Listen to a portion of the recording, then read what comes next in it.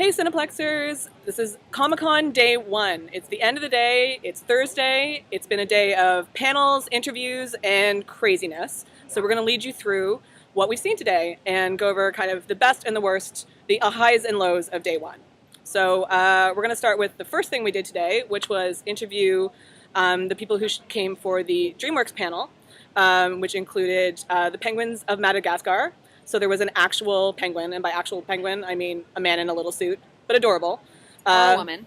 Or a woman, We could have don't been. know. We don't know. It could have been Meryl Streep, for all we know, really.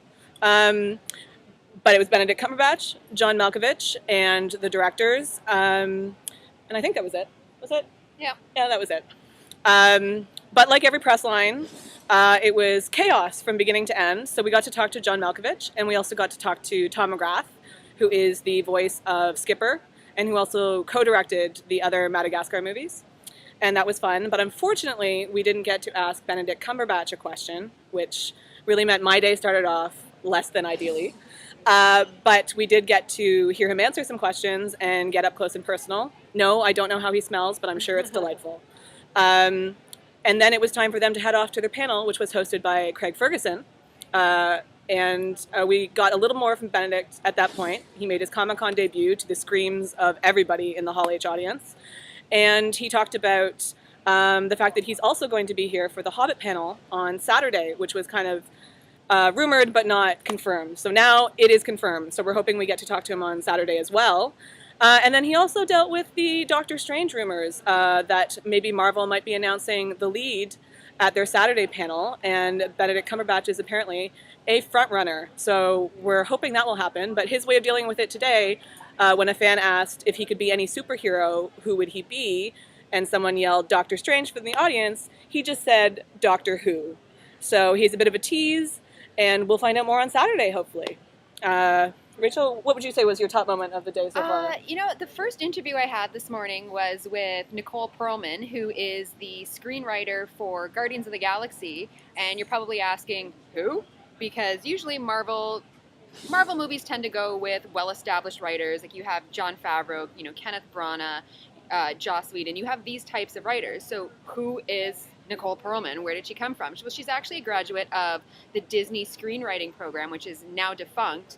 But a couple of years ago, she came up with a script treatment for a solo Black Widow movie, which went over really well. Never actually made it to the scripting phase, but the executives and the higher-ups were so impressed with it, they basically said, take your pick on any of these Marvel properties. Whatever you'd like to write about is sort of, it's up to you. And she actually picked Guardians of the Galaxy. She couldn't tell me what the other scripts were that were on the table. It's very top secret, but she went with Guardians of the Galaxy. So we had a really good technical difficulties on our end. Freeze frame. So she picked up from a pool of Marvel properties and settled on Guardians of the Galaxy.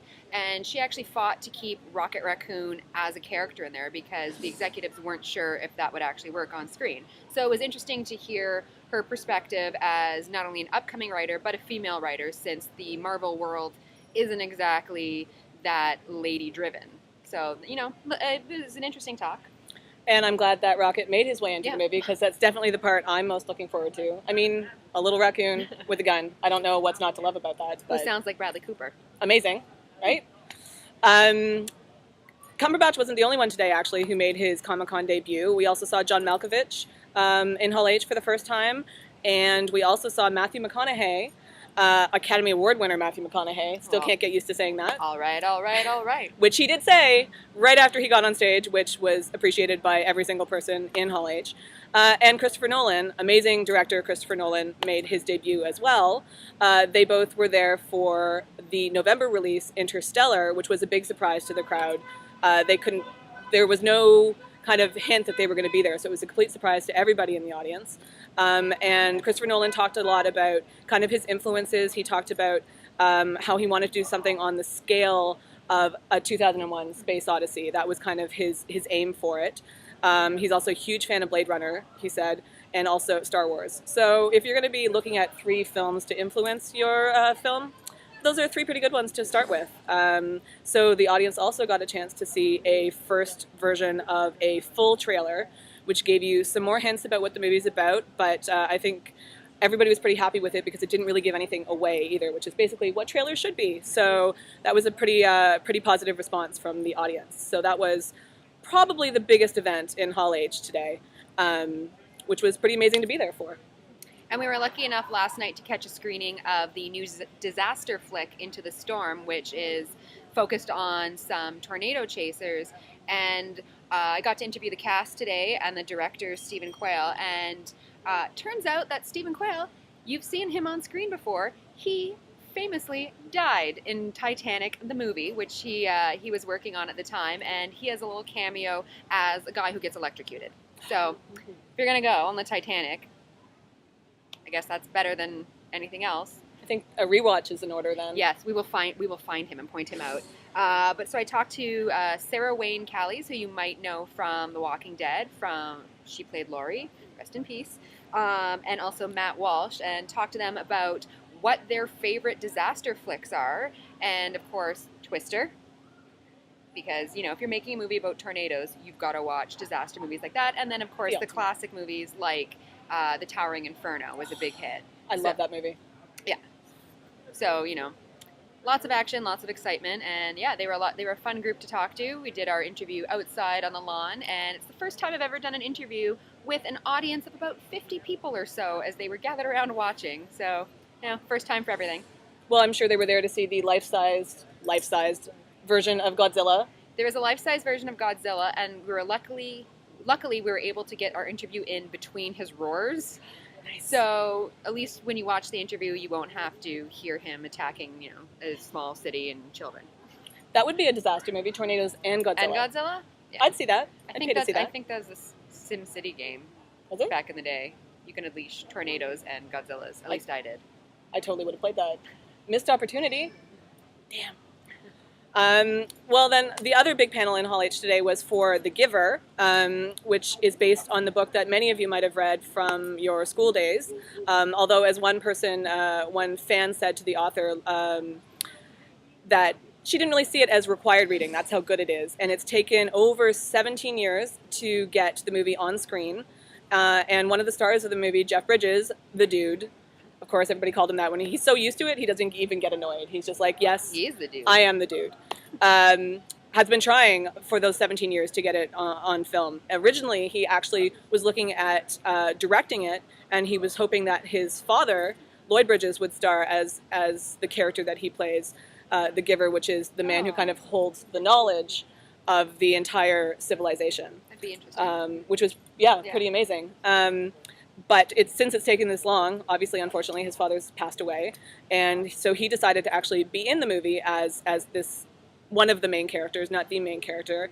And then it also gave him an opportunity for the very first time to work with Meryl Streep. Now, apparently, their kids play soccer together. He told us, of course. But that is the first time that they've ever worked together. So he said that was a big draw for him as well, working with Meryl Streep. And I mean, of course. Interesting that it took this long to get two sort of veterans who've been acting for such a long time together. Yep. And you would think it's one of those ones where you think about it and then you're like, oh yeah, they haven't worked together before. It's a little surprising. And then the rest of the film, there's Katie Holmes and Alexander Skarsgård, who we love. But the rest are kind of unknown, younger actors. Brenton Thwaites, I have to keep practicing how to say that name, is the main star actually, and he does, from the footage we saw today, a fantastic job. So we're really looking forward to that one when it comes out in August. So that was the other big performance in the hall today, and basically it's Jeff Bridges who's not going to sit and watch the dude. And this is my first time at Comic-Con, so one of the things that I'm really enjoying here on the ground is seeing all the costumes that people are dressed up as, and you have everything from, you know, the TV shows, Adventure Time, you have Doctor Who, you have people just in the steampunk sort of look. Hannibal. Hannibal t-shirt. Nice. So some of the best costumes I saw today was actually, there was a really good Spider-Man and Gwen Stacy. So they were hanging out together, posing for pictures, and there was an incredible group of Disney villainesses. Ooh. So there was an incredible Maleficent, you had characters from Snow White in there, you had all of these sort of witches, and I saw an Ursula, who was also really amazing. That would be But fantastic. those have been the best costumes that I've seen so far, but I'm on the lookout for something, new and creative every day. Now, are we sure it wasn't Andrew Garfield and Emma Stone? Could be. Because last year, I don't know if anybody remembers, but when Bryan Cranston decided to go around Comic-Con, he wore a Walter White mask over his own face. So, Smart. incognito in the best way. So that's always something. You never know who you're walking by in costume on the floor. You could be walking by James McAvoy, who was on the floor last year. Simon Pegg likes to put on a mask and walk around. Michael Fassbender. Fassbender with his You're Here mask he found last year. There's always people around. And even just walking around today, we bumped into Jeff Bridges, Robert Carlyle, which was huge for us, Begbie, Trainspotting, Full Monty, currently Once Upon a Time? Once Upon a Time that's is right. what he was here for. So that was really exciting for us. We did not follow him into the elevator. Professionals. We also did not follow Jeff Bridges into the bathroom that he was No, looking for. I feel like that's probably a step too far over the line. But you never know who you're going to bump into here. So that's been and Ian Ziering from 90210 fame and Sharknado. So that's just an example of, you can be just wandering around and stars. They're just like us. We're using escalators, looking for the bathroom. They're everywhere. And there's a ton of escalators and a ton of bathrooms at Comic-Con. They're around every corner, I would say. So you're always going to be able to find them. But so that's our roundup of day one. Tomorrow is full of more panels. We've got Daniel Radcliffe making his Comic-Con debut tomorrow after all the Harry Potter years and not being here. He's actually here to promote his new movie Horns, where he plays the devil, I believe. He plays... Is he devilish? Devilish. Okay. I actually saw this movie when it was at the Toronto International Film Festival, and also read the book, which is by Joe Hill, who you might actually know as Stephen King's son, who looks just like his dad did when he was young. But it's a great book and it's a great film, so I'm happy that now they're kind of getting out all the promotional stuff, because it'll be exciting to see Daniel Radcliffe in a completely different role, unlike anything else he's ever been in. And they're really running him ragged, too. He just finished his The Cripple of Inishmaan on Broadway, and then he was in Toronto the other day. We got a chance to talk to him about The F Word, his other movie that's coming up, and now he's in San Diego promoting Horns. And it was his birthday, too. Oh, right. So he's working during his birthday week.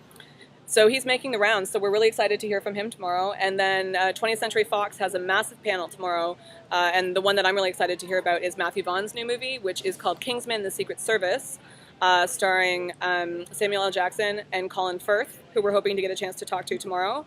So that's pretty much tomorrow's big events, I think. Yeah, and we've got some interviews lined up and more red carpet. We're hoping that we do get a chance to talk to Colin Firth, and also I'm excited for Let's Be Cops. So Damon Wayans will be here, as well as Rob Riggle. So we're going to talk to them, and as well the new trailer for The Hunger Games Mockingjay Part 1 debuts tomorrow, and there's going to be a couple of residents of the districts on hand to debut it to the crowd. So looking forward to that. Fans of Game of Thrones and The Tudors might want to keep an eye out for somebody that I'm sure they're particular fans of. Oh, and Elementary. So we will be back tomorrow with more of Comic-Con Day 2. Bye. See you later. And we will cut this.